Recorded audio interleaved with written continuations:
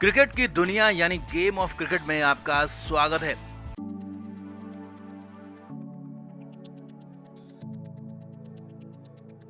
Adelaide में खेले गए पहले डे नाइट टेस्ट मैच में टीम इंडिया को 8 विकेट से शर्मनाक हार का सामना करना पड़ा। दूसरी पारी में भारत की बल्लेबाजी पूरी तरह से ढेर हो गई और कंगारू ने उसके बाद बेहद आसानी से 90 रन के टारगेट को हासिल कर लिया। अब इस मैच में भारत की शर्मनाक और करारी हार तो हो गई, लेकिन इससे भी बुरी खबर यह है कि भारत के स्पीडस्टर मोहम्मद शमी बुरी तरह से चोटिल हो गए हैं। जी हां, शमी की हालत बेहद खराब है। कमिंस की बॉल पर शमी की कोहनी का कचूमर निकल गया था और हालत ये हो गई थी कि शमी को मैदान तक छोड़ना पड़ा था। शमी इसके बाद मैदान में आए ही नहीं और बॉलिंग के लिए भी नहीं पहुंचे। तो कैसी है शमी की हालत, क्यों कहा जा रहा है शमी के लिए दुआ करो, आपको बताते हैं सब कुछ।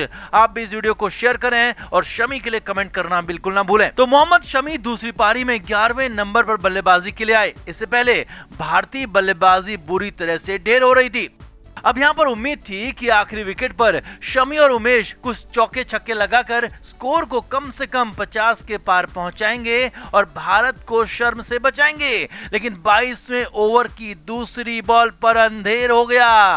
पैट कमिंस ने शमी को पटकी हुई बॉल डाली और बॉल की रफ्तार करीब 150 किलोमीटर प्रति घंटे की थी और इसी रफ्तार से सीधे बॉल शमी के हाथ पर लगी। हाथ पर क्या, कोहनी के ठीक पास में बॉल लगी और शमी मैदान में ही बिलख पड़े। शमी असीम दर्द के समंदर में पहुंच गए थे। शमी का दर्द रुक नहीं रहा था। कोहनी में कितना भयंकर दर्द होता है इसका अंदाजा सभी को होगा। तो तुरंत फिजियो भी मैदान में पहुंचे। मैदान में ही मोहम्मद शमी का इलाज भी किया गया। शमी को स्प्रे किया गया और अन्य तरीके से भी शमी को राहत पहुंचाने की कोशिश की गई, इलाज किया गया और शमी को फिट करके फिजियो वापस लौट आए। लेकिन जैसे ही शमी ने बैट पकड़ा, बल्लेबाजी के लिए तैयार हुए, तो फिर मोहम्मद शमी की हालत एक बार फिर से दोबारा खराब हो गई। दोबारा मैदान पर फिजियो को बुलाया गया। फिजियो ने आकर फिर से शमी को इलाज किया, लेकिन इस बार शमी का दर्द बिल्कुल भी कम होने का नाम नहीं ले रहा था। शमी को असहनीय दर्द हो रहा था और अंत में फैसला लिया गया कि शमी को वापस पवेलियन जाना पड़ा।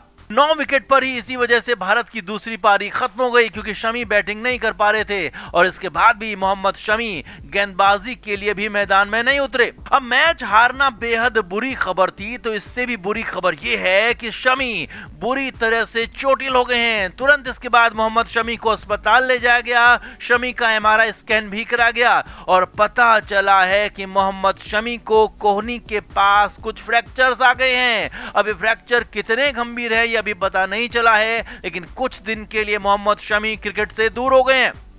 बीसीसीआई ने शमी की चोट पर अपडेट देते हुए कहा है कि शमी की हालत पर लगातार उनकी मेडिकल टीम नजर बनाए हुए है और जल्द ही सब कुछ ठीक होने की उम्मीद है। तो अब टीम इंडिया के इतने शानदार गेंदबाज मोहम्मद शमी के चोटिल होने से भारतीय टीम और फैंस को जबरदस्त झटका लगा है, क्योंकि आगे 3 टेस्ट मैच और खेले जाने हैं जिनमें शमी की बेहद सख्त जरूरत है। तो हम तो यही दुआ करेंगे कि मोहम्मद शमी जल्द से जल्द ठीक हो जाएं और आपसे भी यही उम्मीद करेंगे कि शमी के लिए दुआ जरूर करें। तो जैसे ही शमी पर कोई अपडेट मिलेगा आप तक इसे जरूर पहुंचाएंगे और आप भी इस वीडियो को शेयर करें और शमी के लिए कमेंट करना बिल्कुल ना भूलें।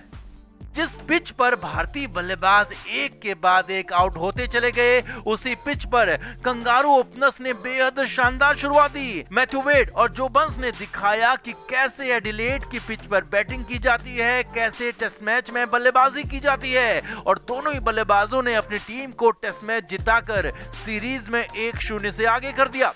अब यहाँ पर टीम इंडिया की शर्मनाक हार के 5 सबसे बड़े जिम्मेदार और 5 ही खिलाड़ी मैच के मुजरिम हैं, वो आपको बताते हैं।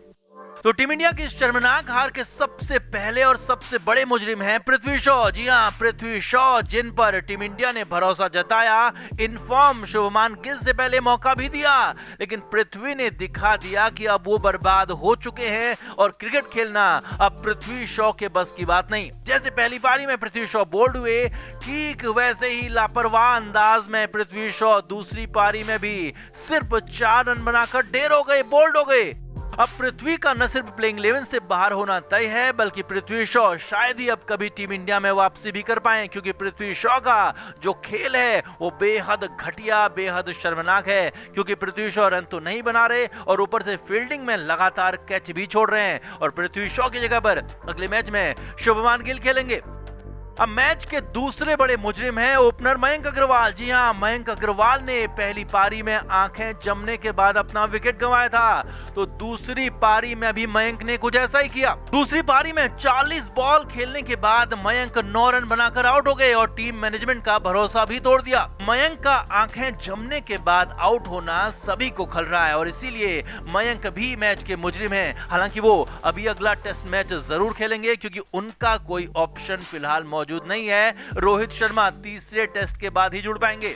मैच के तीसरे मुजरिम है अजिंक्य रहाणे। जी हां, जो रहाणे विदेशी धरती पर भारत की बैकबोन साबित होते रहे हैं, जिन पर टीम इंडिया सबसे ज्यादा भरोसा करती है विदेशी जमीन पर, उन्हीं रहाणे ने पहली पारी में अच्छा खेल रहे विराट को रन आउट करा दिया, तो दूसरी पारी में बेहद शर्मनाक ढंग से आउट हो गए और वो भी 0 रन पर।